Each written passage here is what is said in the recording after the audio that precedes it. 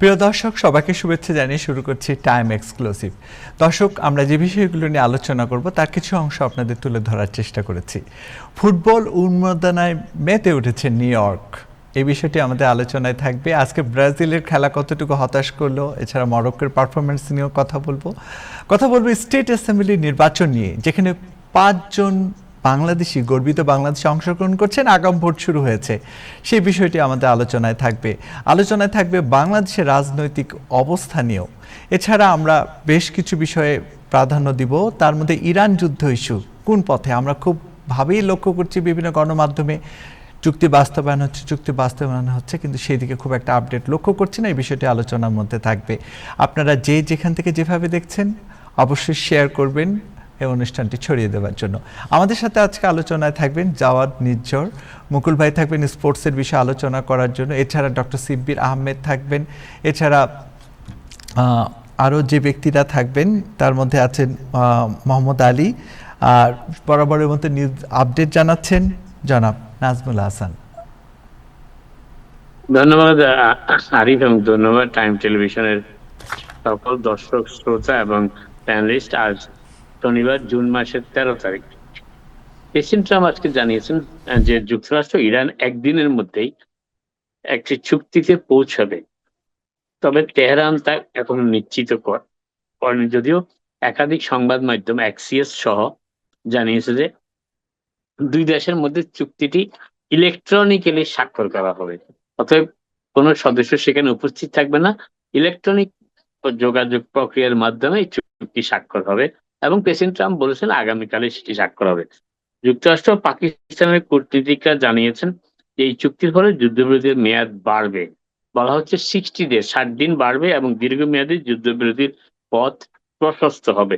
যে চুক্তিটি president Trump স্বাক্ষর করার কথা বলছেন, সেখানে দীর্ঘস্থায়ী যুদ্ধবিরতি নয়, সেটি 60 দিনের মতো যুদ্ধবিরতি হতে পারে। যদি ইরান অবশ্য অন্যভাবে কথাটা ব্যাখ্যা করছে, যদিও ইরানের একজন কর্মকর্তা আগামীকাল রবিবার কোনো চুক্তি স্বাক্ষরের বিষয়টি অস্বীকার করেছেন।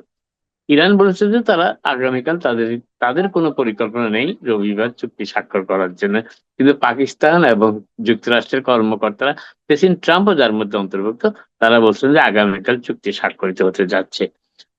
আজ সকালে শনিবার নিজের ট্রুথ সোশ্যাল প্ল্যাটফর্মে দেওয়া এক পোস্টে প্রেসিডেন্ট ট্রাম্প বলেছেন যে চুক্তিটি আগামীকাল স্বাক্ষরিত হওয়ার কথা রয়েছে বলছে, এবং স্বাক্ষরের পরপরই হরমুজ প্রণালী সবার জন্য উন্মুক্ত করে দেওয়া হবে।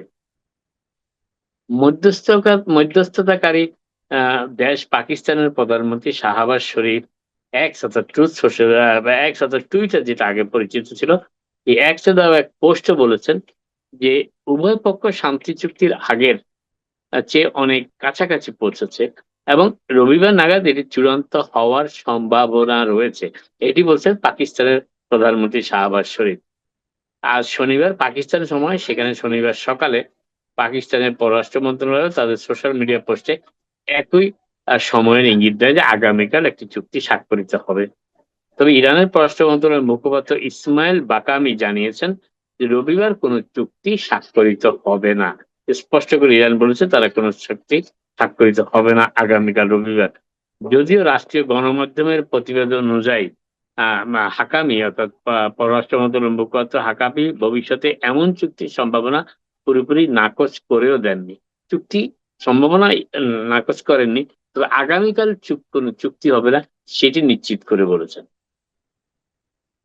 যুক্তরাষ্ট্রের জাদুঘর, উদ্যান ও গুরুত্বপূর্ণ স্থাপনাগুলোতে ইতিহাসের বয়ান পরিবর্তনের যে উদ্যোগ প্রেসিডেন্ট ট্রাম্প নিয়েছিলেন, গতকাল শুক্রবার তা বাতিল করা হয়েছে।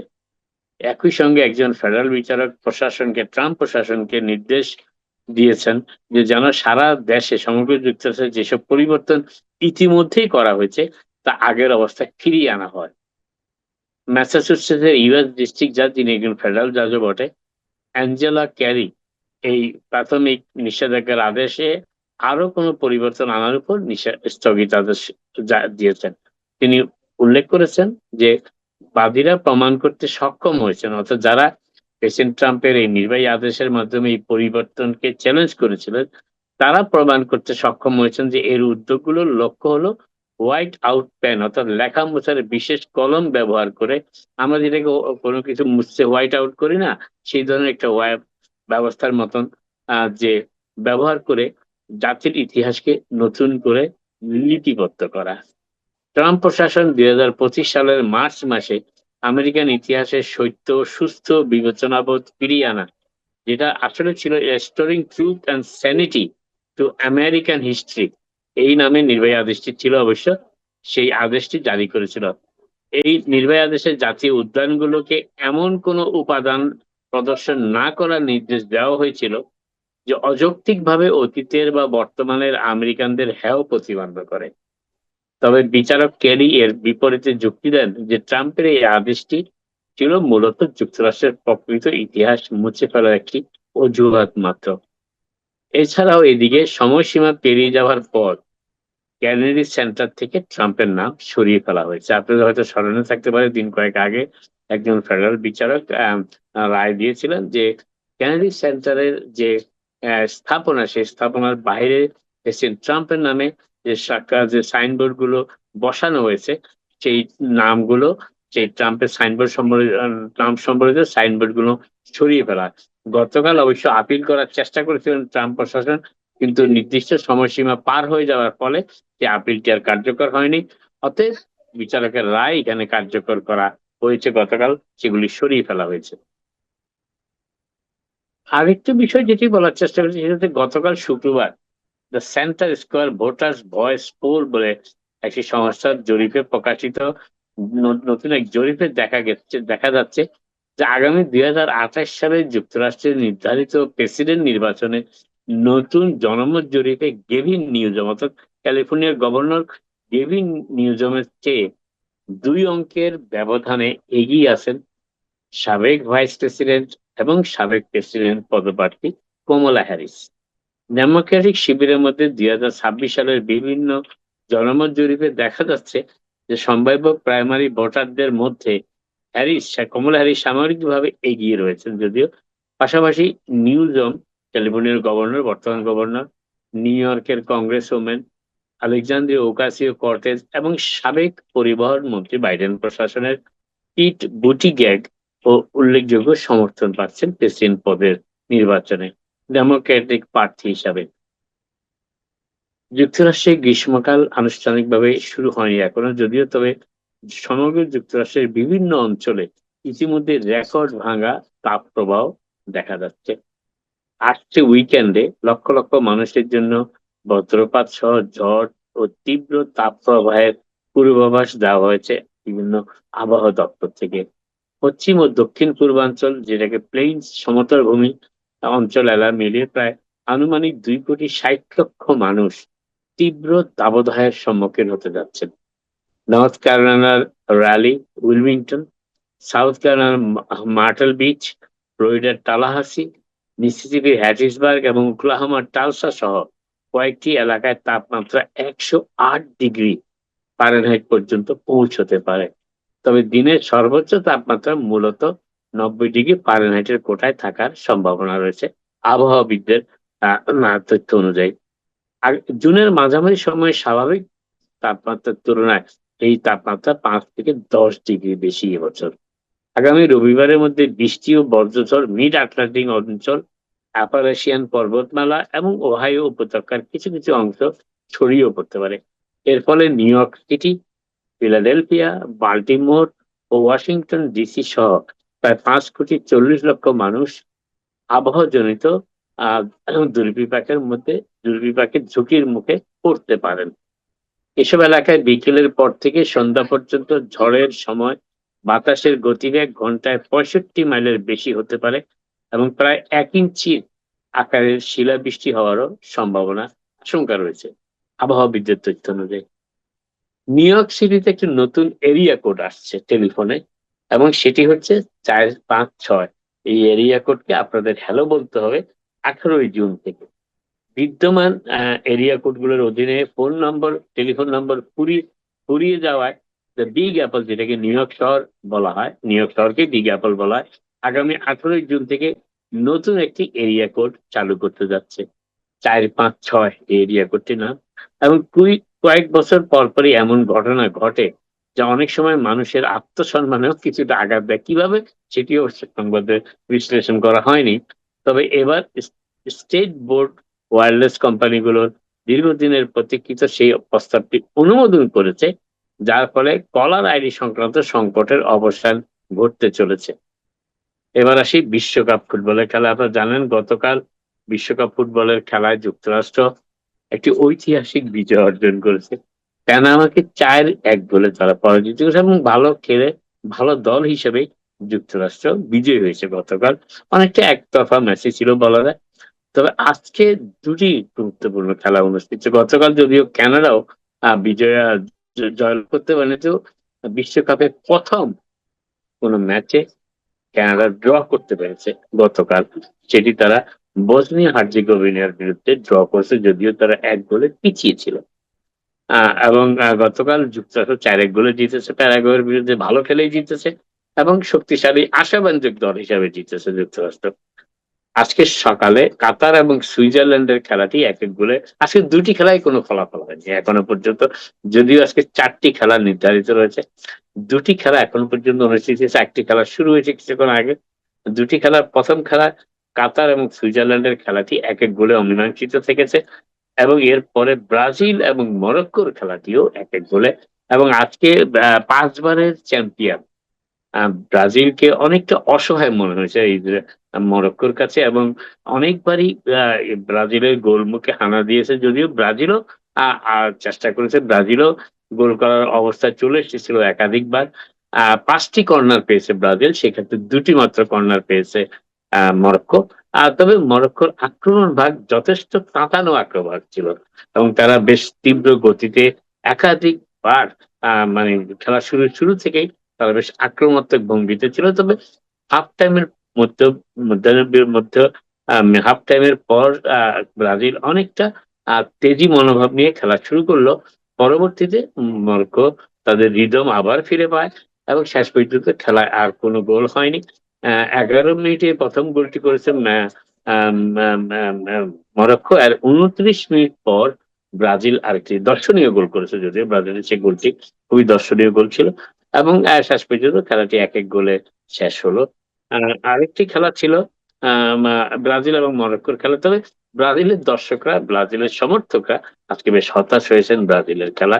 তারা ব্রাজিলকে আরো তেজি, তেজদীপ্ত, দ্রুতগতি সম্পন্ন খেলা আশা করেছিলেন ব্রাজিলের কাছ থেকে। তবে আজকে নেইমারকে, ব্রাজিলের তারকা চিত খেলোয়াড় নেইমারকে আজকে মাঠে দেখা যায়নি। অসুস্থতার কারণে তিনি মাঠে নামেননি আজকে। যদিও এখনো দুটি খেলা, একটি খেলা চলছে যদিও বস্টনে হাইটি এবং স্কটল্যান্ডের মধ্যে, এবং রাত ১২টায় আরেকটি খেলা আছে, সেটি অস্ট্রেলিয়া এবং তুরস্কের মধ্যে, সেটি হবে ভ্যাঙ্কুভার। আপাতত আজকে এখানে শেষ করি, আবার আপনাদের সাথে কথা হবে। আপনারা সবাই ভালো থাকেন।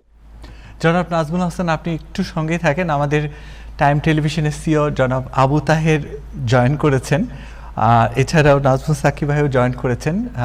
আমাদের অনুষ্ঠানকে সামনে এগিয়ে নেবার জন্য আমি অনুরোধ করব জনাব আবু তাহেরকে প্রশ্ন করার জন্য। Thank you so much. Najmul ভাই, আপনার কি মনে হয় আজকে ব্রাজিলের খেলা এত ম্রিয়মান কেন মনে হলো? What is the reason? Brazil আমার কাছে মনে হচ্ছে একটু ওভাররেটেড টিম। একটু ব্রাজিলের আগের ইতিহাসগুলো হিসাব করে এই টিমটাকে সবাই ওভাররেটেড, মানে রেটিং বেশি করে, জনপ্রিয় পপুলার টিম সেই জন্য। কিন্তু আজকে তাদের খেলা দেখে আমারই মনে হয়েছে যে তারা একটু ওভাররেটেড টিম, এবং মরক্কোকে অনেক তেজি মনে হয়েছে আজকে। এবং আমার যতটুকু ধারণা, মরক্কোর গোলকিপার আজকে অসম্ভব ভালো খেলেছেন। তবে ব্রাজিলের আক্রমণে খুব একটা তেজ ছিল না, এবং যেটা মরক্কোর ভিতরে ছিল অনেক। এই যে আজকে ড্র হলো, এখন কি হবে? হ্যাঁ, ড্রটা বেশ চমৎকার খেলা, কারণ ড্রর ফলে ব্রাজিল একটা পয়েন্ট নষ্ট করলো, এবং আজকে যদি এবং স্কটল্যান্ডের খেলায় যেই দল জিতবে তারা কিন্তু এগিয়ে যাবে পয়েন্ট তালিকা এই গ্রুপে। অতএব ব্রাজিলের আজকে 1 পয়েন্ট নষ্ট করার ফলে তাদের পক্ষে এই গ্রুপে শীর্ষস্থানে চলে যাওয়াটা খুব একটা সহজ কাজ হবে না যদিও। Thank you. Doctor Nirjhar Sakib, আপনি কি খেলা দেখেন? জি, আজকে মরক্কো আর ব্রাজিলের খেলাটা দেখলাম। কি মনে হয় আন্তর্জাতিক এই খেলা কি আপনার কাছে? আমার কাছে যেটা মনে হলো যে মরক্কো আসলে অসাধারণ একটা টিম নিয়ে এসেছে, হুম। এবং যেভাবে তারা ছোট ছোট পাস দিয়ে খেলছিল, এটা আমার ওই আগের ব্রাজিলের খেলার কথা মনে পড়ছিল আর কি, স্টাইলটা।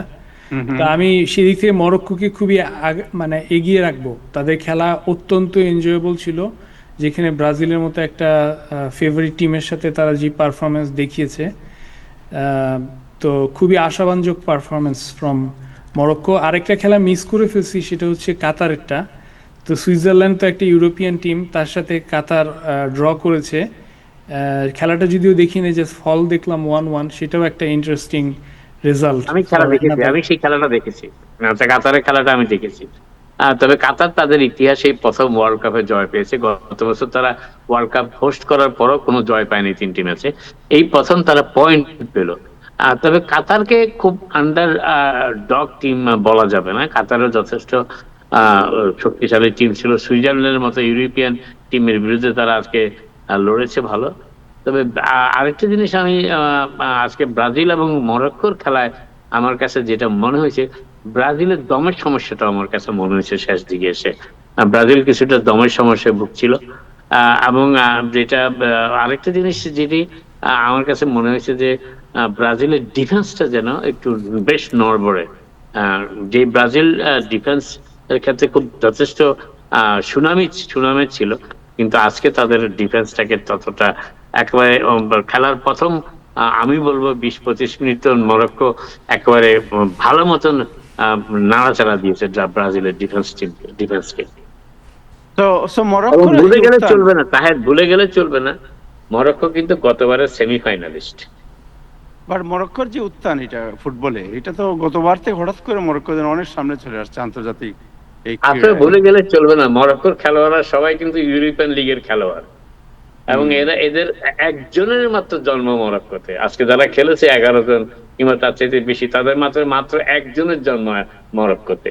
আর বাকি সবাই কেউ স্পেনে, কেউ অন্যান্য ইউরোপীয় দেশে জন্ম নিচ্ছে, সেখান থেকেই বড় হয়েছে, সেখানেই তাদের জীবন কেটেছে, সেখানেই ফুটবলের চর্চা করেছে, ফুটবলে প্রবেশ করেছে, পরে মরক্কোর হয়ে খেলছে। এটা কিন্তু খুব খুব বেশি একটা মানে অ্যানোমালি না।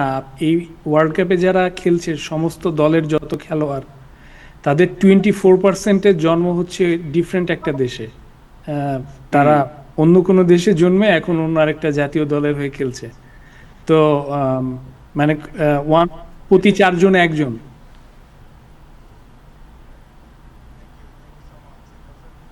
আপনার কাছে আজকে জানতে চাই, আপনি জানেন যে বহুল প্রত্যাশিত যে আপনার শান্তি চুক্তি, এটা আজকে ঘোষণা করেছেন ট্রাম্প। যদিও তিনি বিভিন্ন সময় বিভিন্ন কথা বলেন, বা আজকে তিনি জোর দিয়ে বলেছেন যে কালকে এগ্রিমেন্ট সাইন হচ্ছে। সো এই এগ্রিমেন্টের সাইনের ব্যাপারে আজকে নিউ ইয়র্ক টাইমস আবার বলছে যে এটা নিয়ে আবার ইরানের তেমন কোনো খুব একটা বেশি, ইরান তো বলেই দিয়েছে তারা কালকে স্বাক্ষর করবে না, কোনো স্বাক্ষর হচ্ছে না। তো ইরানের এই যে এই অবস্থা এবং ট্রাম্পের এই ঘোষণা, এইসব মিলিয়ে একটা ধোঁয়াশা সৃষ্টি হয়েছে, আপনি কি মনে করেন? জি, এইটা নিয়ে প্রেসিডেন্ট ট্রাম্প 37 টাইমসের বেশি, গত মার্চ মাস থেকে 37 টাইমসের বেশি তিনি বলেছেন যে শীঘ্রই একটা ডিল হচ্ছে। তো এটা খুব নতুন কিছু না। তো এটার ফলে যেটা দাঁড়িয়েছিল এক সময়, যে প্রেসিডেন্ট ট্রাম্প যাই বলতো এটাকে ইরান এবং ইসরায়েল উভয়ই জাস্ট ইগনোর করতো, এবং তারা তাদের নিজেদের মতো করে যুদ্ধটা চালিয়ে যেত। কারণ প্রেসিডেন্ট ট্রাম্প বলা না বলায় কিছু যায় আসে না একদিকে। আরেকদিকে ব্যাপার হচ্ছে যে ওনার বিরুদ্ধে অভিযোগ হচ্ছে যে ওনার ফ্যামিলি এবং রিলেটেড যারা বিজনেস অ্যাফিলিয়েটস, তারা এই আজকে শুক্রবারে বলবো যে ডিল হচ্ছে, রবিবারে বলবো যে অ্যাটাক হচ্ছে, এই মাঝখানে স্টক মার্কেট থেকে billions of dollar owner family এবং বিজনেস আয় করেছে। সো এইটাকে ইগনোর করে মোটামুটি চালিয়ে যাচ্ছিল। তো এখন যেই কারণে সবাই একটু নড়ে চড়ে বসেছে এবং সিরিয়াসলি নিয়েছে বিষয়টাকে, এর কারণ হচ্ছে ইরানের তরফে বলা হয়েছিল, বিশেষ করে ফরেন মিনিস্টার আরাকচি বলেছিলেন যে আমরা ক্লোজার দ্যান এভার বিফোর এই ডিলের। তো সেই জন্য এটাকে সিরিয়াসলি নেওয়া হয়েছিল। তো যদি ডিলটা হয়, তাহলে আসলে ডিলের মধ্যে কি আছে সেই বিষয়ে তো আসলে কোনো ফর্মাল কোনো ঘোষণা এখনো পাওয়া যায়নি, কিন্তু বিভিন্ন সাইট থেকে লিক হয়েছে বিভিন্ন কথা। এবং যেহেতু এখানে পক্ষগুলো পক্ষপাত দুষ্ট, সেই কারণে মানে বিশ্বাস করা কঠিন যে আসলে ডিলের মধ্যে কি আছে। তো আমি সেই কারণে একটু যাচাই বাছাই করে ইউনিভার্সিটি অফ শিকাগোর প্রফেসর রবার্ট পেপ, যিনি ইউএস এয়ারফোর্সের এয়ার ক্যাম্পেইনের উপর 30 বছর ধরে পড়ান, তো তার টুইটার ফিড থেকে আমি একটু নেওয়ার চেষ্টা করেছি, যে আমি কোনো সাইট থেকে না নিয়ে একজন একাডেমিকের আলোচনাটা দেখি। তো তিনি বলছেন যে যদি ডিলটা হয়, যেই পর্যায়ে গিয়ে কথাটা এখন আটকে আছে, সেভাবে যদি ডিলটা সাইন হয়, তাহলে ডিল সাইন হওয়ার আগে অথবা ডিল সাইন হওয়ার সাথে সাথে ইরান প্রায় $24 বিলিয়ন তার ফ্রোজেন অ্যাসেট এটা পাবে, যেটা কিন্তু অস্বীকার করছে ট্রাম্প প্রশাসন। প্লাস তারা তাদের তেল স্যাংশন ছাড়া বিক্রি করতে পারবে, এবং হরমুজ স্ট্রেইট মাত্র 60 দিনের জন্য বন্ধ থাকবে, এবং সেটার বাবদ এই অয়েল সেল থেকে আরও 30 বিলিয়নের মতো জাস্ট 2 মাসে ইরান আয় করবে। এবং ডে 61-এ গিয়ে যদি ইরান চায়, তাহলে কিন্তু সে আবার এই হরমুজ আবার ক্লোজ করে দিতে পারে এই মেমোরেন্ডাম অফ আন্ডারস্ট্যান্ডিং অনুযায়ী, হ্যাঁ, এবং আবার শুরু করতে পারে ওই টোল নেওয়া। তো এটা রবার্ট পেপ বলছেন যে এটা ম্যাসিভ লস ফর ট্রাম্প এবং হিউজ উইন ফর ইরান, এটা ওনার ভাষ্য। তো এইটার ফলে ইরান একদিকে ফ্রোজেন অ্যাসেটসগুলো ছাড়া পাবে কিছু,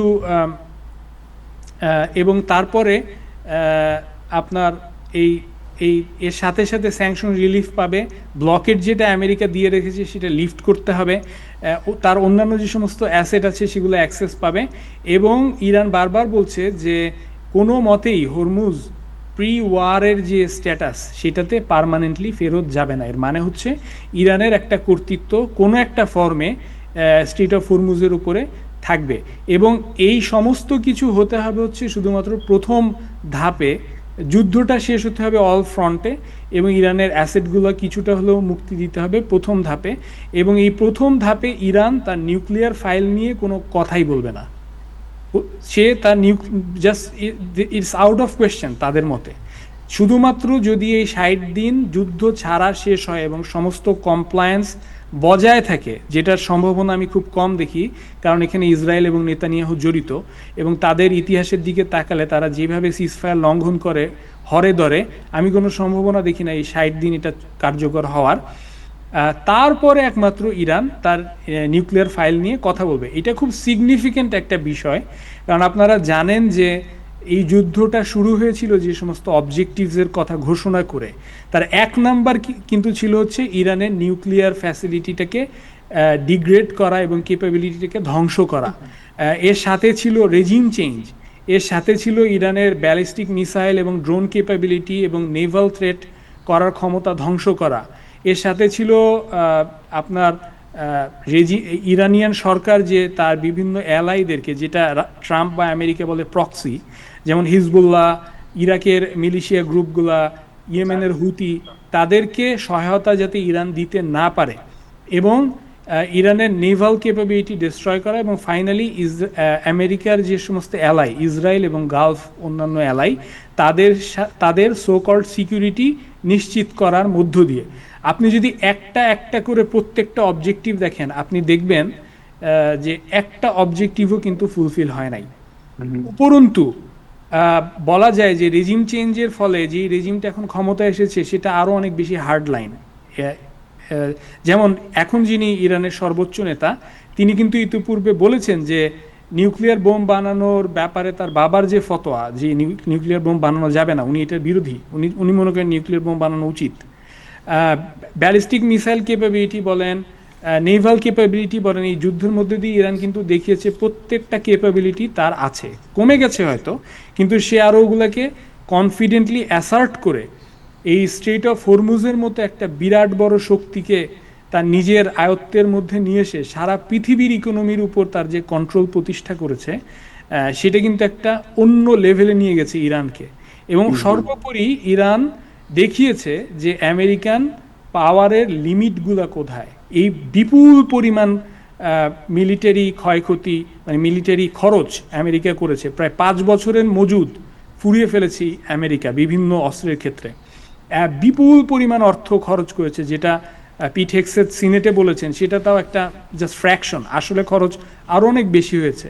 এই সমস্ত কিছুর পরেও ইরানকে কিন্তু কোনো একটা অবজেক্টিভ বাস্তবায়নে জোর খাটিয়ে রাজি করানো যায়নি, ইভেন এই স্ট্রেটটা পর্যন্ত খুলতে রাজি করানো যায়নি কোনো একটা ডিলে না এসে।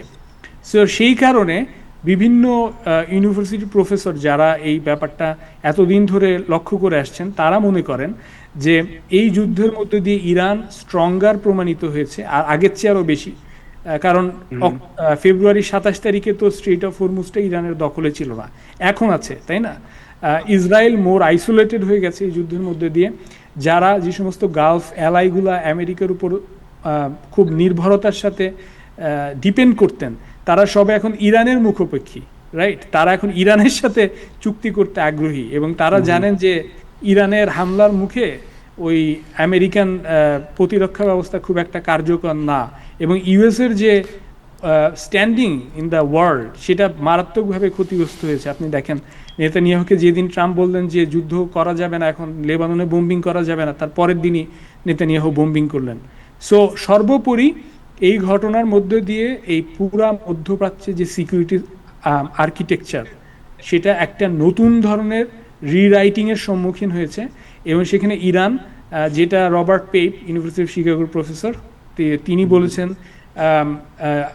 জন মিয়ারশাইমার বলেছেন যে তারা এক রকমের মানে বড় ধরনের একটা গ্লোবাল পাওয়ার হিসেবে নিজেদেরকে জানান দিয়েছে।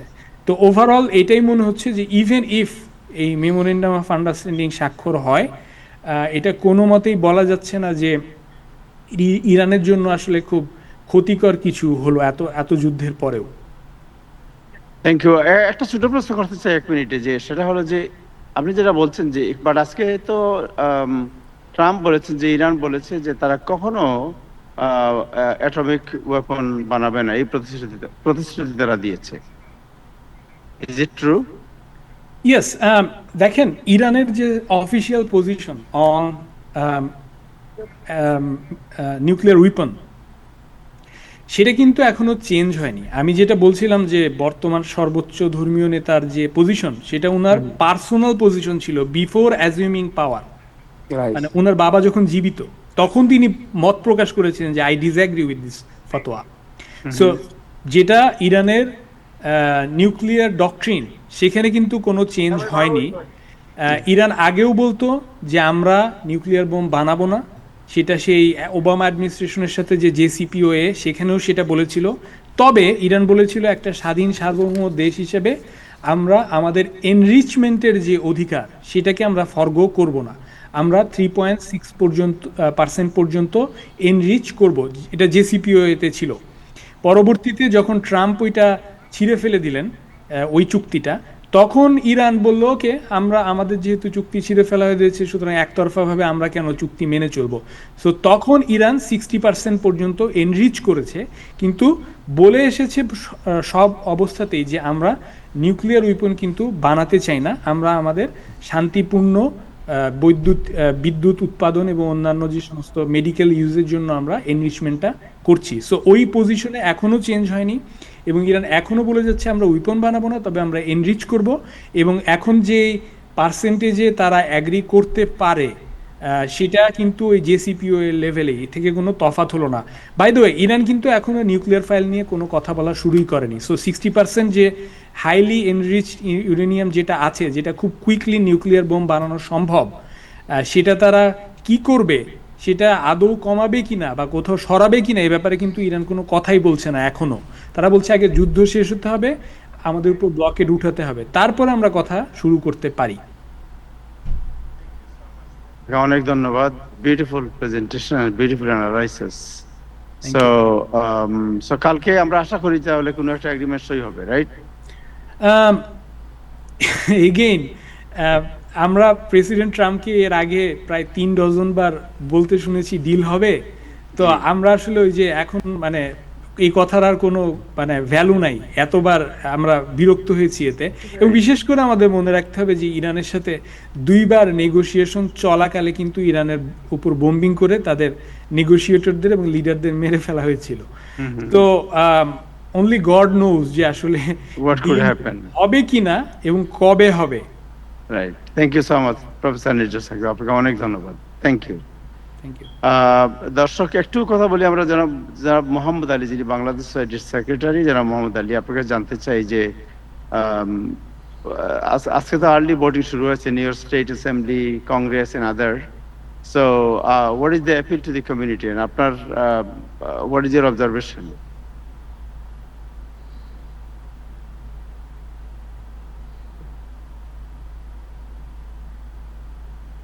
মোহাম্মদ আলী ভাই শুনতে পাচ্ছেন? আপনাকে আনমিউট করতে হবে মোহাম্মদ আলী ভাই।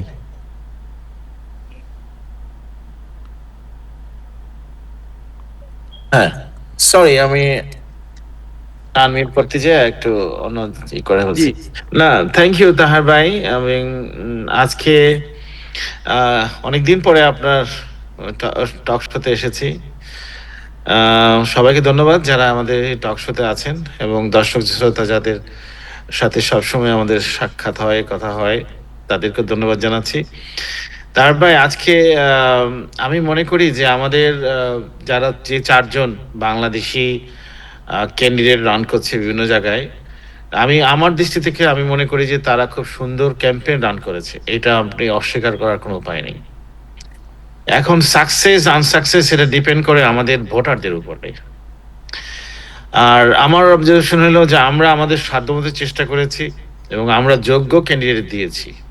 যে চারজন যোগ্য ক্যান্ডিডেট আমাদের নিউ ইয়র্ক সিটিতে রান করছে অ্যাসেম্বলিতে নেক্সট স্টেটের জন্য, তারা পর থেকে তাদের যোগ্যতা রয়েছে। আমি মনে করি তারা রুট লেভেলের তারা লিডারশিপ গ্রহণ করেছে, লিডারশিপ নিয়েছে, এবং আমরা তাদেরকে গ্রহণ করেছি।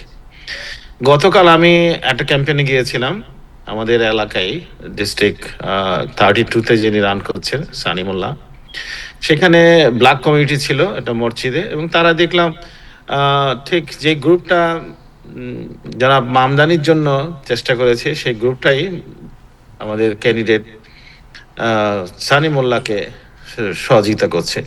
তা আমার মনে হচ্ছে যে আমাদের মেরি জোবাইদা, আমাদের শামসুল হক ভাই, আমাদের জাকির হোসেন এবং সানি মোল্লা চারজনই কিন্তু খুব ভালো করছে আমি মনে করি।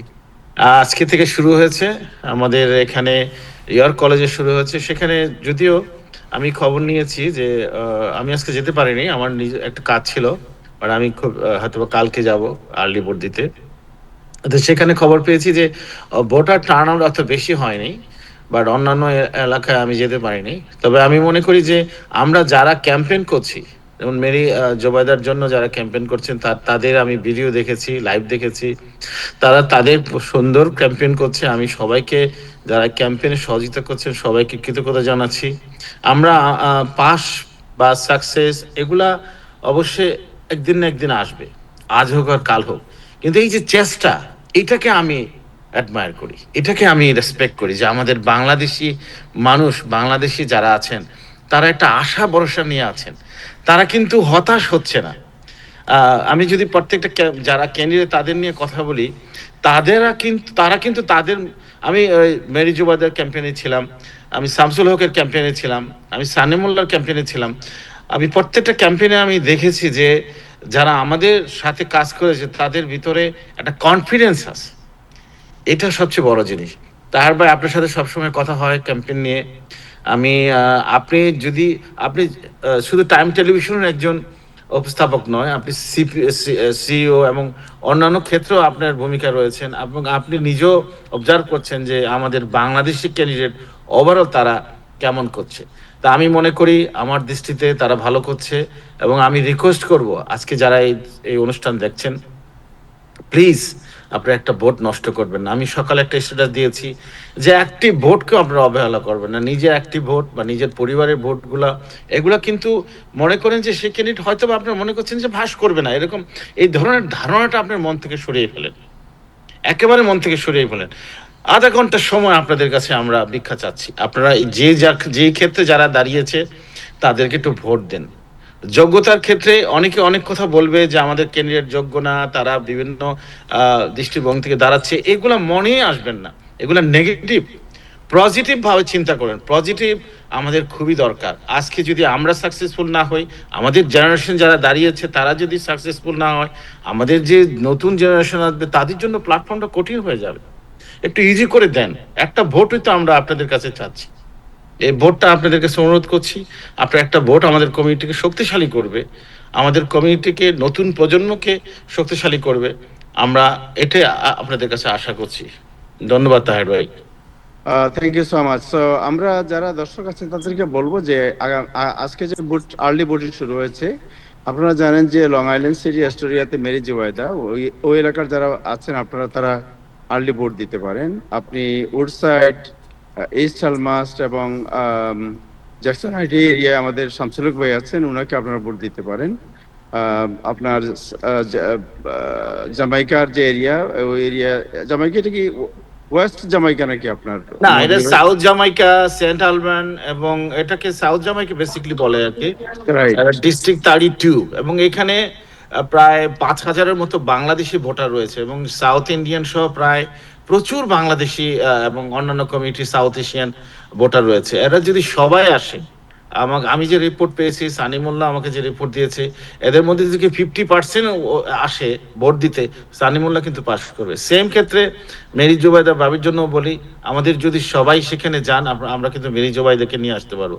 শামসুল হক ভাইয়ের অবস্থা এখানে, সে একদম বাংলাদেশিদের যেটা প্রাণ কেন্দ্র, Jackson height, Woodside, Sunny side, যেসব এলাকায় বাংলাদেশিরা সবসময় বসবাস করে, তারা যদি এই ক্ষেত্রটা একটু চিন্তা করে যে আমি একটা ভোট দিয়ে আসি, আর্লি ভোট দিয়ে আসি, আমি হয়তো 23 তারিখে সুযোগ পাবো না, একটু যান না, ভোটটা দিয়ে আসেন, একটু কষ্টটা করেন আমাদের এই ক্যান্ডিডেটের জন্য। আপনাদের কাছে তার আমরা কিছু চাচ্ছি না, প্লিজ। আর যদি কোনো কারণে আপনারা ভোট দিতে না পারেন, এই কয়েকদিন 12 দিন ব্যাপী কিন্তু ভোট হবে, একেবারে আগামী 21 তারিখ পর্যন্ত। তারপরে একদিন হয়তো বা সেখানে ওই থাকবে, বিরতি থাকবে, 23 তারিখে লাস্ট ভোট। এই জিনিসটা স্কেজুলটা আপনারা করে নেবেন, এবং শুধু নিজে নয়, আপনার ফ্যামিলিতে কিন্তু অনেকের ভোট রয়েছে, তাদেরকে কিন্তু উদ্বুদ্ধ করবেন ভোট দিতে। এবং সেদিন ভোটটা দিয়ে তাদেরকে বলেন যে আসেন আমরা একটু আলোর দিনে খাই, আসেন আমরা একটু হিল সাইডে যাই, এদেরকে নিয়ে ওইভাবে নিয়ে একটু উদ্বুদ্ধ করে নিয়ে যান।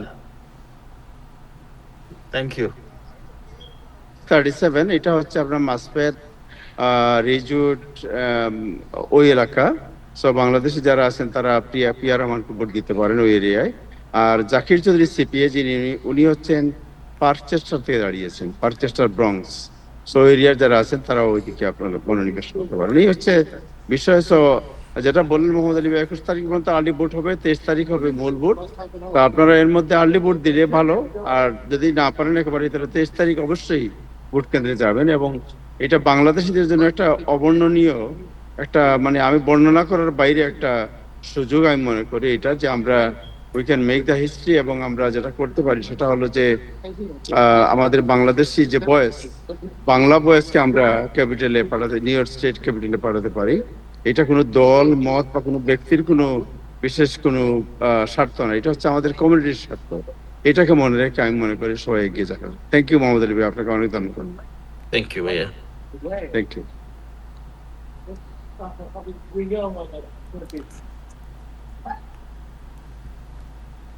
জি, জনাব আবু তাহের, আপনি শুনতে পাচ্ছেন? হ্যাঁ, আমি শুনতে পাচ্ছি। এখন আপনি পরিচালনা করেন, আমাদের মুকুল ভাই আছেন, মুকুল ভাই তো ওয়ার্ল্ড কাপ সকারের উপর বলবেন। এরপরে আরো আছেন গেস্ট, তাদের সাথে আপনি কথা বলেন, অসুবিধা নেই। ওকে, ধন্যবাদ আপনাকে আমাদের সাথে যোগদানের জন্য। আপনি যেখানেই থাকেন, যেভাবেই থাকেন, টাইম এক্সক্লুসিভ আপনারই শো, এই অনুষ্ঠানটা আপনার জন্যই প্রাণবন্ত হয়ে ওঠে। আমি একটু বিশ্বকাপ নিয়ে মানে কথা বলতে চাই মুকুল ভাই আপনার সাথে। আমরা জানি যে আজকে একটা টান উত্তেজনা ছিল। ব্রাজিল প্রথমে যখন গোলটা খেয়ে গেল, পাশাপাশি আমরা দেখলাম যে ব্রাজিল যে গোলটা প্রথমেই মরক্কো যেভাবে অ্যাটাক করলো, একটা 2-3টা লং পাসে গোলটা হয়ে গেল। এবং পরবর্তীতেও দেখলাম যে ব্রাজিল দর্শকদের একটা হতাশা আমরা লক্ষ্য করেছি, এবং মরক্কো কিন্তু বেশ প্রাণবন্ত ছিল, মানে প্রতিটা অ্যাটাকের মধ্যে একটা সম্মিলিত অ্যাটাক ছিল। এই খেলা সম্পর্কে আপনার আজকে দর্শকদেরকে আপনি কি বলবেন? ধন্যবাদ। আসলে আজকে খেলাটা জমজমাট হবে, এটা আমরা গত কয়েকদিন ধরে তাহের ভাই সহ আমরা, বিশেষ করে ইব্রাহিম ভাই, আজকে উনি বোধহয় বিজি, তো আলোচনা করেছিলাম যে it will be the first one of the better games in like, প্রথম দিকের খেলাগুলির মধ্যে একটা গুরুত্বপূর্ণ খেলা। So Morocco is a very good team because ওদের সব প্লেয়ার ইউরোপিয়ান লিগে খেলেন, বিশেষ করে ওদের যে রাইট ব্যাক ক্যাপ্টেন ও অনেক নাম করা লিভারপুলের একজন বিখ্যাত প্লেয়ার। ঠিকই বলেছেন, প্রথম 10 মিনিটেই মরক্কো অ্যাটলিস্ট 3-0 হয়ে যেতে পারতো, বাট আনফরচুনেটলি এবং luckily for Brazil didn't happen. আর ব্রাজিলের মিডফিল্ডের উপরে সবকিছু ভিনি জুনিয়র যে স্কোর করেছিল, ইজ ভেরি ক্যাপাবল, বাট ও মানে অনেক হেল্প পায়নি আর কি, নির্ধারিত যারা হেল্প করার কথা। আর Morocco defence is very strong as expected. So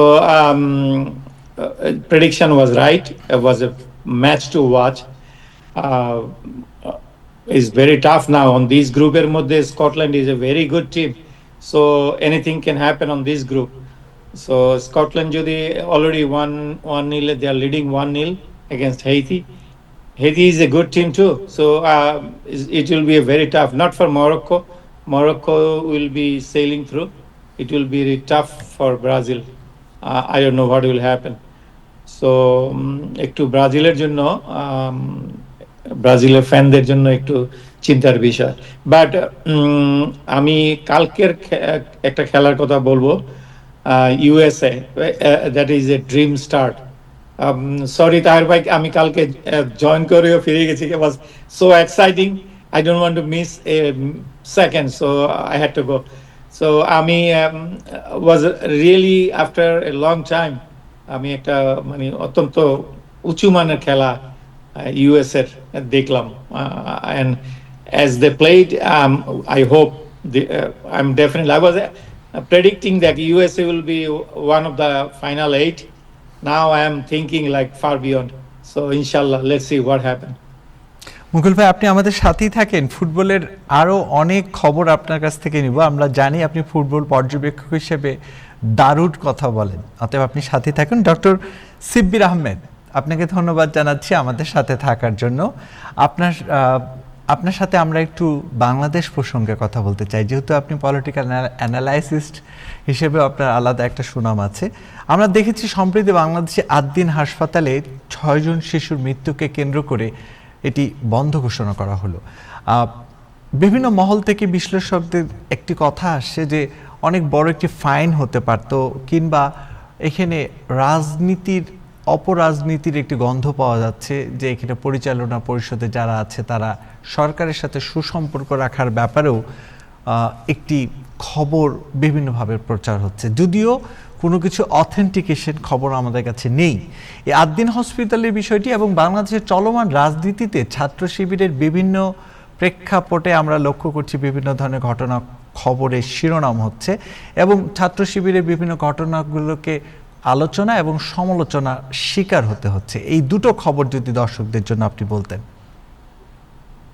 জি, ধন্যবাদ আপনাকে এবং দর্শকদেরকে, আমার সমালোচকদেরকেও ধন্যবাদ। আপনি দুটো গুরুত্বপূর্ণ বিষয়ে আলাপ তুলেছেন। আদ্দিন হসপিটালের কথা যদি বলি, দেখেন আদ্দিন হসপিটাল ঢাকায় খুবই স্বনামধন্য একটা প্রতিষ্ঠান এবং দীর্ঘদিন ধরে এটাকে গরিব মানুষের সার্ভিস বলা যায়, যে কম টাকায় স্বাস্থ্যসেবা, যেটা ইভেন রাষ্ট্র হিসাবে আমরা যেগুলো ফেসিলিটেট করতে পারছি না, অ্যাম্বুলেন্স সার্ভিস এবং অন্যান্য সেবা, বিশেষ করে প্রসূতি মায়েদের যে সেবাগুলো তারা দিচ্ছে, এটা অসাধারণ সেবা তারা দিচ্ছে। এখন যেটা হচ্ছে যে 6 জন শিশু অবহেলায় মারা গেছে, তাদের এটা নিঃসন্দেহে 6 জন শিশুর মৃত্যু, এটা তো দুঃখজনক ঘটনা এবং এটা নিঃসন্দেহে সংশ্লিষ্ট বিভাগের অবহেলার কারণে হয়েছে, এ ব্যাপারে কোনো সন্দেহ করবার কিছু নেই। এখন কথা হচ্ছে এই 6 জন শিশু মারা যাওয়ার পর এখানে দেখেন, একটা হচ্ছে অবহেলাজনিত মৃত্যু আর একটা হচ্ছে কেউ কাউকে হত্যা করলো, দুটো কেস কিন্তু আলাদা। ইন্টেনশনালি হত্যা করা আর হচ্ছে দায়িত্বে অবহেলার কারণে মৃত্যু ঘটা। এবং দায়িত্ব অবহেলার কারণে মৃত্যু ঘটা বাংলাদেশের হাসপাতালগুলোতে অন্যান্য সময় বিভিন্ন হাসপাতালে ঘটেছে, সরকারি হাসপাতালে, বেসরকারি হাসপাতালগুলোতে। নিঃসন্দেহে এই ঘটনাগুলোর পুনরাবৃত্তি যেন না হয়, এটা নিয়ে বিচার হওয়া উচিত এবং কঠিন শাস্তিমূলক ব্যবস্থা গ্রহণ করা উচিত, যার যতটুকু অপরাধ সেই হিসাবে। এখন দেখেন, একটা হাসপাতালের পুরো হাসপাতাল কিন্তু এখানে ইনভলভ না, হাসপাতালের একটা বিভাগ, এনআইসিইউ বিভাগে অক্সিজেনের সরবরাহের দায়িত্ব অবহেলা করা হয়েছে। এখন আপনি যদি এটার বিরুদ্ধে ব্যবস্থা নিতে যান তাহলে ডেফিনেটলি একটা ডিউ প্রসেস মেনটেন করে যেতে হবে। আপনার যদি একটা বিশ্ববিদ্যালয়ের ধরেন একটা বিভাগ কোনো একটা অপরাধ করে, আপনি কিন্তু পুরো বিশ্ববিদ্যালয় বন্ধ করে দিবেন না, হয়তো সংশ্লিষ্ট বিভাগকে নিয়ে আপনি কাজ করবেন। এখন হতে পারতো এখানে যে আপনি ওই সংশ্লিষ্ট বিভাগকে দায়ী করলেন, এটা মামলা হলো বা ডিউ প্রসেসে বিচার হবে, তাদের যেই শাস্তি হবে সেটা জেল হোক, ফাঁসি হোক বা কোনো ধরনের আর্থিক ক্ষতিপূরণ হোক, সেগুলো নিঃসন্দেহে করা দরকার আছে। অথবা তাদের জন্য আপনি ইন্সপেকশন বাড়াতে পারেন, নানান শর্ত আরোপ করতে পারেন, সেগুলো হতে পারে। কিন্তু সেটা না করে পুরো হসপিটালকে বন্ধ করে দেয়া, এটা এক ধরনের হঠকারী সিদ্ধান্ত বলে আমি মনে করি। এবং দেখেন এখানে অনেক রুগীরা বর্তমানে চিকিৎসা নিচ্ছে, অনেক রুগীরা বলছে যে আমি এখন কোথায় যাব, কান্না করছে। আপনারা হয়তো সবাই দেখেছেন এই ভিডিওগুলো, যে রুগীরা বলছে আমরা কারো এখানে হচ্ছে বেবি হবে, কারো হচ্ছে কেউ ডায়ালিসিস করাচ্ছে, নানান চিকিৎসা তারা এখানে নিচ্ছে। এবং এই 6জন শিশুর একজন 6জন শিশু যারা মারা গেল তাদের একজন বাবাও বলেছে যে আমার আগে 2 সন্তানও এখানে জন্ম হয়েছে, এটা 3য় সন্তান, আমি সবসময় ভালো সার্ভিস পেয়েছি, এবারে এসে হচ্ছে এই দুর্ঘটনাটা ঘটলো। এখন হসপিটাল বন্ধ করে দেয়া, এটা কেন আমি হটকারি বলছি, আপনি সংশ্লিষ্ট বিভাগকে বন্ধ করে দিতে পারতেন, অথবা হসপিটালকে আপনি ডিউ প্রসেসে কোর্টের প্রসেসের মধ্যে বিচারের জন্য অপেক্ষা করতে পারতেন, যে বিচার প্রক্রিয়ায় তারা কতটুকু দোষী হয়, কি শাস্তি হয় সেটা। অথবা আপনি একটা টাইমলাইন দিতে পারতেন যে এত দিনের মধ্যে হসপিটালটা বন্ধ করতে হবে, যাতে এক্সিস্টিং রুগী যারা আছে তারা যেন এখন সেবা বঞ্চিত না হয়। যে রুগীটা এখন এখানে চিকিৎসাধীন আছে, সে যে আরেকটা হসপিটালে গিয়ে একটা সিট খালি পাবে বা চিকিৎসা পাবে, একজন চিকিৎসক পাবে, এটা কিন্তু এনশিওর করতে পারবো না আমরা।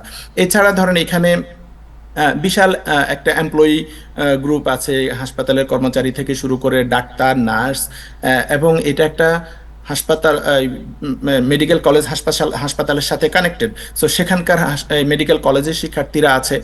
এই এত কিছু বিবেচনায় না নিয়ে হঠাৎ করে স্বাস্থ্যমন্ত্রী বললেন যে আমি বন্ধ করে দিলাম।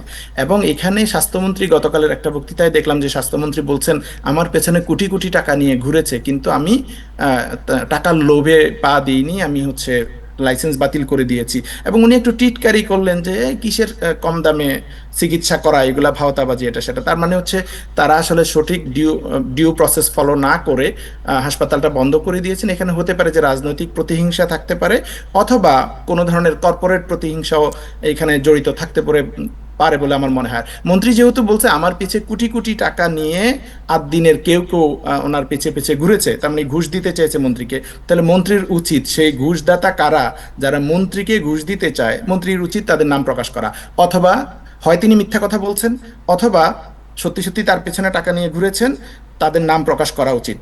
অথবা এখানে ঘটনা ঘটতে পারে যে যেই পরিমাণ টাকা নিয়ে মন্ত্রীর পেছনে ঘুরেছে আদ্দিন হাসপাতাল, মন্ত্রী এতে সন্তুষ্ট ছিলেন না, তার জন্য আরো বেশি টাকা দরকার, এর জন্য তিনি লাইসেন্স বাতিল করে দিয়েছেন। এবং পরবর্তীতে হয়তো বা ওই টাকা পয়সার লেনদেন হলে আবার হয়তো এই লাইসেন্স পুনরায় ফিরিয়ে দিতে পারেন। কিন্তু ততদিনে বর্তমান যে রোগীরা যারা হসপিটাল থেকে এখানে সেবা নিচ্ছেন তারা কিন্তু মারাত্মকভাবে ক্ষতিগ্রস্ত হচ্ছে।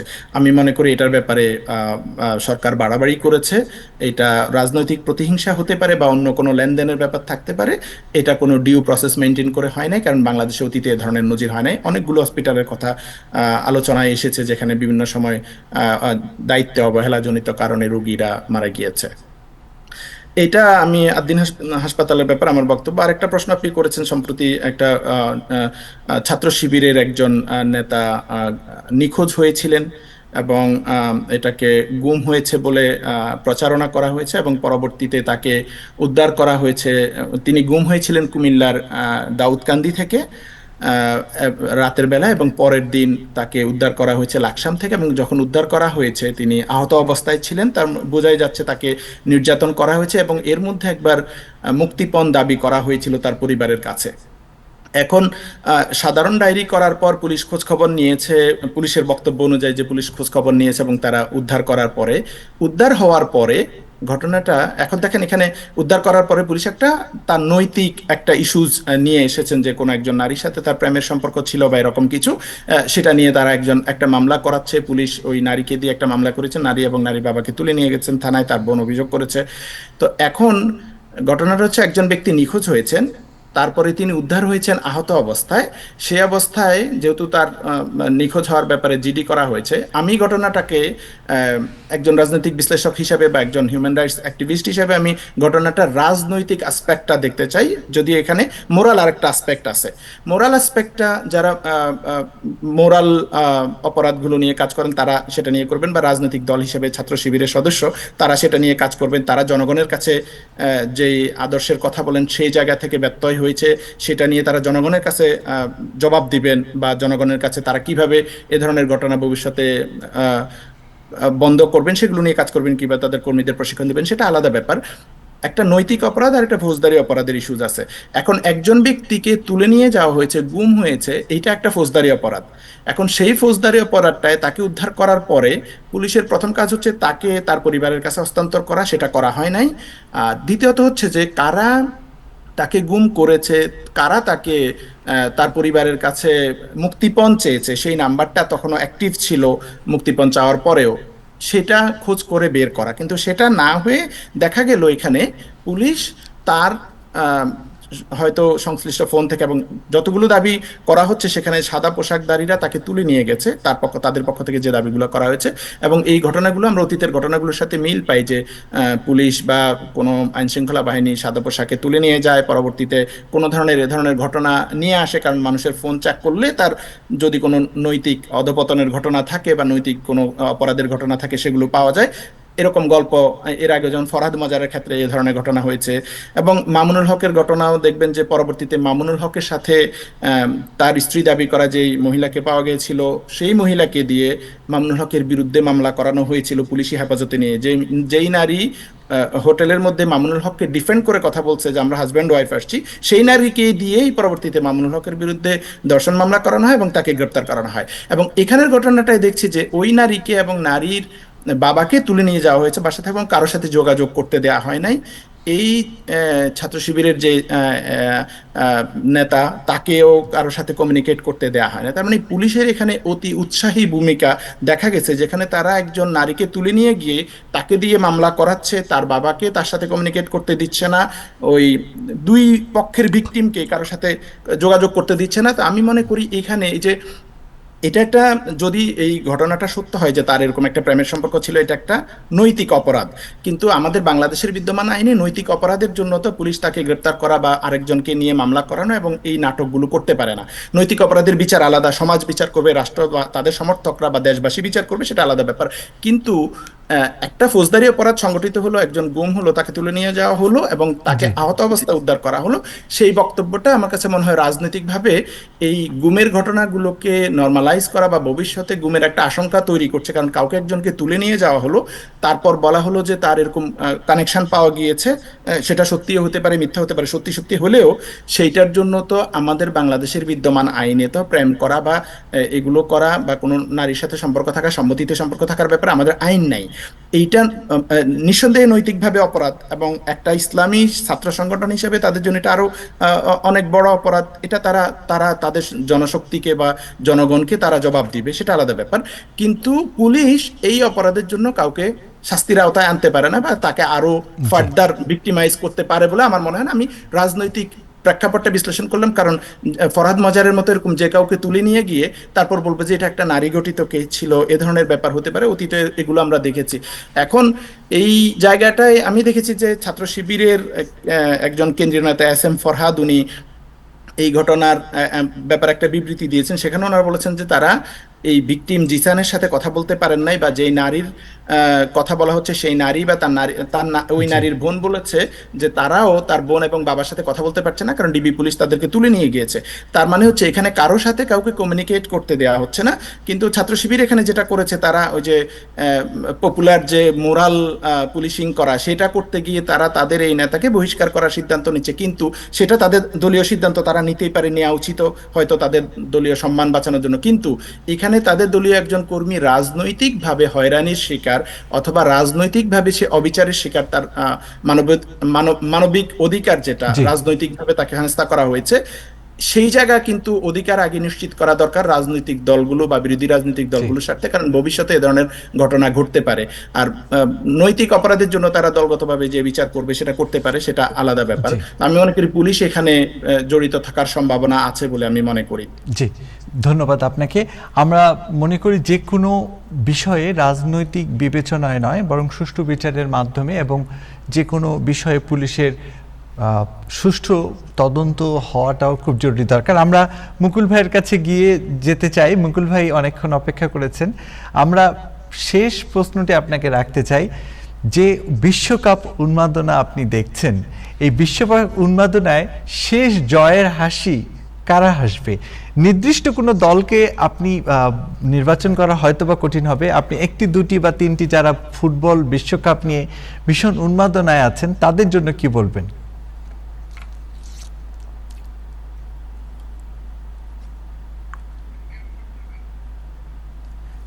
যে আপনি একটু আনমিউট করুন, আপনার কথা শোনা যাচ্ছে না। মুকুল ভাই, আপনি একটু আনমিউট করুন, আপনার কথা শোনা যাচ্ছে না। মুকুল ভাই, একটু আনমিউট করুন।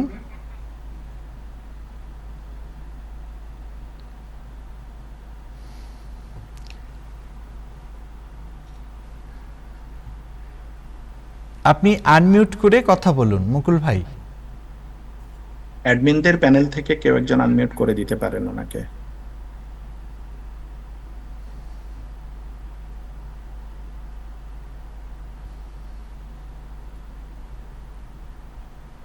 আচ্ছা, আমি সিব্বির ভাইয়ের কাছে আবারও একটু তাহলে আসি। না, সরি, এখন শোনা যাচ্ছে? হ্যাঁ, শোনা যাচ্ছে। জি জি জি, আপনার কাছে যে প্রশ্নটি রেখেছি, প্রেডিকশন আমরা করেছিলাম, দুঃখিত আসলে ফোনটা একটু হয়ে গেছিল।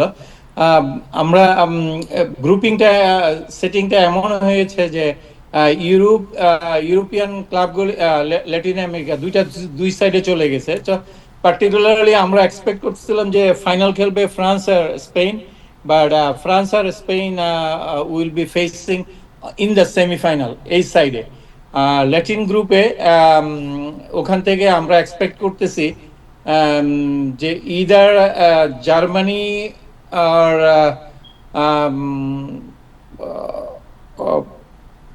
ফ্রান্স, জার্মানি আর আর্জেন্টিনা, জার্মানি আর আর্জেন্টিনা অথবা নেদারল্যান্ড আর আর্জেন্টিনা, এই চারটা টিম সেমিফাইনাল খেলবে। But France will be definitely one of the contender for champion. বিশ্বকাপ যে মানে বাংলাদেশে যে আমরা দেখছি, অলরেডি একজন চিকিৎসক আর্জেন্টিনার ভক্ত, আমরা দেখছি যে সে বলছে যে তার কাছে যে আর্জেন্টিনার ভক্ত আসলে অর্ধেক মানে তাকে চার্জ করা হবে। কেউ কেউ অনেক বড় পতাকা জুড়ে, জার্মানির পতাকা জুড়ে 3 শতক জমি বিক্রি করে হলেও পতাকা তৈরি করছে। এই যে উন্মাদনাগুলো দেখছেন, আমার কাছে যেটা মনে হয় যে আমাদের উন্মাদনাগুলো কি বাড়ছে নাকি কমে আসছে? আপনি তো না, এটা আমি যখন ফুটবল খেলতাম তখনও উন্মাদনা ছিল। আমরা তখন ব্রাজিল ছিল সব আমার one of the most favourite team. But football যত যে ক্লাসিক ফুটবল যে ইউরোপিয়ান যে ফার্স্ট ফুটবল, যে ওইটার মিক্সিং এ ল্যাটিন আমেরিকা কিছুটা পিছিয়ে পড়েছে। তো মেসির মতো প্লেয়ার তো যুগে যুগে আসবে না। মেসি এককভাবে একটা টিমকে চ্যাম্পিয়ন করাতে পারে। তো মেসির যে right hand D Mario, he is very injured, যদিও টিমে আছে। তো আর্জেন্টিনার চান্সটা এবার রিয়েলি ভেরি নিন। আর এটা আমাদের ট্রেডিশন সবসময়, ব্রাজিল আর আর্জেন্টিনা, এটা উন্মাদনা চিরদিনই থাকবে। কিন্তু দুঃখের বিষয় হলো আমাদের ফুটবলের এত উন্মাদনার মধ্যে আমরা কেন পিছিয়ে পড়ছি, এটাই আর কি আসলে। আর আরেকটা টিম ইজ রাইজিং আপ, যে রোনাল্ডো খুব is very popular right now because his role for Palestinian people. So কিন্তু ওর টিমটা ওইরকম সুবিধা না। সো আমি আশা করেছিলাম যে this is his last world cup, যে আমার মতো অনেকেই আশা করেছিলাম যে ওর একটা টাইটেল পাওয়া উচিত। So I'm very sorry for him. It's not gonna happen. অসংখ্য ধন্যবাদ আপনাকে। অনেক চমৎকার বিশ্লেষণ টাইম টেলিভিশন দর্শকরা উপভোগ করলো, সামনে আপনার আরো বিশ্লেষণ উপভোগ করবে। হ্যাঁ, খেলা যত যাবে তত আরো জমবে, তখন আমরা কথা বলবো বিস্তারিত। বাট সরি টু সে, আমি কাউকে হার্ট করতে চাই না, ব্রাজিল বা আর্জেন্টিনার supporter. I wish it gonna happen, but it not gonna happen. Football is different ball game now. আপনাকে ধন্যবাদ। একজন অর্থনীতিবিদ এবং রাজনৈতিক বিশ্লেষকের মুখে এখন যে হাসি দেখতে পারলাম ফুটবল উন্মাদনা নিয়ে, আপনি কোন দলের সাপোর্টার এবং শেষ মুহূর্তে এই অনুষ্ঠানের শেষ মুহূর্তে এই ফুটবল উন্মাদনা নিয়ে আপনার কিছু বলার আছে কিনা? না, আমার বিশেষ কিছু বলা নেই আসলে। উন্মাদনা তো সারা দুনিয়াতেই হয়, আমাদের দেশে সম্ভবত বাংলাদেশে একটু বেশি হয়, বা বাঙালি সমর্থকদের মধ্যে উন্মাদনা একটু বেশি হয় ব্রাজিল আর্জেন্টিনা কেন্দ্রিক। উন্মাদনা অসুবিধার না, যতক্ষণ পর্যন্ত না এটা নির্দিষ্ট সীমার মধ্যে আছে। বাংলাদেশে আপনি জানেন যে এ ধরনের উন্মাদনার কারণে অনেক সময় অনেক দুর্ঘটনা ঘটে, অনেক মানুষজন মারা যায়, পতাকা টানাতে গিয়ে মারা যায়। এ ধরনের ঘটনা ঘটেছে এবছরও, এর আগেও হয়েছে। তারপরে অনেক সময় হয় যে আহত হয় মানুষজনরা, দুপক্ষের মধ্যে উত্তেজনায় অনেক সময় মারামারির মতো ঘটনা ঘটে। এগুলো না ঘটুক, আনন্দ করুক, খেলাধুলা আনন্দের জন্যই, কোনো ধরনের অপ্রীতিকর ঘটনা না ঘটুক, এটাই প্রত্যাশা। ধন্যবাদ আপনাকে। আজকে টাইম এক্সক্লুসিভ এখানে শেষ করতে হচ্ছে। ডক্টর সিপি আহমেদ, মুকুল ভাই, নাজমুল সাকিব এবং সবাইকে ধন্যবাদ। দর্শক, আজ এ পর্যন্তই। স্টেট অ্যাসেম্বলি নির্বাচন চলছে, 5 গর্বিত বাংলাদেশি এই নির্বাচনে অংশগ্রহণ করছে। নির্বাচনের মাঠে তারা ডোর টু ডোর ঘুরছে এবং সবচেয়ে বড় কথা, আলবেনিতে আমাদের চাহিদা, আমাদের নাগরিক জীবনের সুযোগ সুবিধাগুলো আদায় করার লক্ষ্যে তারা বিভিন্ন ধরনের প্রতিশ্রুতি দিচ্ছে। আপনারা বাংলাদেশিরা যারা যেখানে আছেন না কেন, এই 5 বাংলাদেশিদের জন্য বাসায় বসে থাকবেন। আগাম ভোট দিন, কিংবা 23 তারিখে অবশ্যই ভোট কেন্দ্রে গিয়ে নিজের ভোটটি দিবেন। এবং শুধু নিজে ভোট দিবেন না, বিভিন্ন কমিউনিটিতে আপনাদের যে সার্কেল গড়ে উঠেছে সবাইকে বাংলাদেশিদের কথা বলুন। ধন্যবাদ সবাইকে। আজ এই পর্যন্তই। আল্লাহ হাফেজ।